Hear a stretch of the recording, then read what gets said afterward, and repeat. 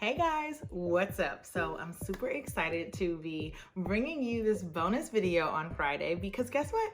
It's my birthday. So huge happy birthday to me, but I wanted to share with you guys my birthday bottles. So I'm gonna share with you the bottle that I am going to be enjoying and the bottle that I wish I had with me to enjoy as well. So if you're interested in seeing what bottles I'm gonna be drinking, stay tuned and you'll get to see what this girl's gonna be sipping for her big day. Okay guys, so I am going to be enjoying this 2012 Moet Grand Vintage. It's the 74th release in the brand's 276 year history.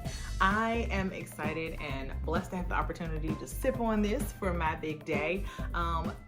Grand Vintages are reserved for standout years in wine, and there aren't a ton of them. It's not every year. They're usually a few per decade. So I'm excited to be able to sip on this one in the current decade that was noted as a Grand Vintage. So guys, 2012 was an absolutely insane year for France. There were crazy hailstorms, extreme heat. I mean, if you name it, they had it. And the grapes that actually were able to survive that crazy year in 2012 possessed extreme balance when it came to their sugar and acidity, which made them perfect for bottling up for a Grand Vintage champagne. So with me, I currently have the Rosé, and the Grand Vintage of this, the standard one, it has all the same, your Chardonnay, your Pinot Noir, your Pinot Meunier, and I have both of them.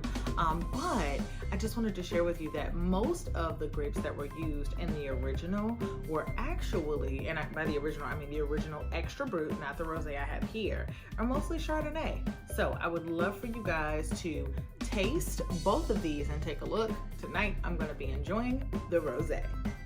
So the exciting thing about this Grand Vintage Rosé Champagne is that the red grapes that year actually did pretty well considering. So majority of the blend in these is going to be Pinot Noir and then Pinot Meunier, and Chardonnay is actually gonna take a backseat. So according to Moet, this is gonna give me a very smooth and silky finish with hints of, okay, so that's gonna be blood orange and grapefruit. I had to take a look at my notes. So I'm really excited. I would pop this open with you guys right here live, but I thought it was more important that I at least share the bottle. I didn't chill it in time, but I want you to know I am gonna chill it in time for tonight. Okay, if you've made it this far in the video, you might as well go ahead and subscribe. I've got a whole lot more wine and lifestyle content coming for you, so hit that subscribe button and make sure you turn on the bell notification. Go ahead and tap it so you know every time I drop a new video. Now, let's get into the vintage I wish I had with me. Okay guys, so the bottle that I wish I had with me is the 1998 Dom Perignon by David Lynch. It was co-designed with Dom Perignon by Hollywood director David Lynch. And I've just heard so much about that bottle, and that's why I want to try it, honestly. It's kind of like a cult wine. It's one of those things that like everybody was like raving about. 98 was, that was a vintage year, and so everybody's always talked about it, and so that's the bottle that I kind of wish I had. I got a little bottle envy.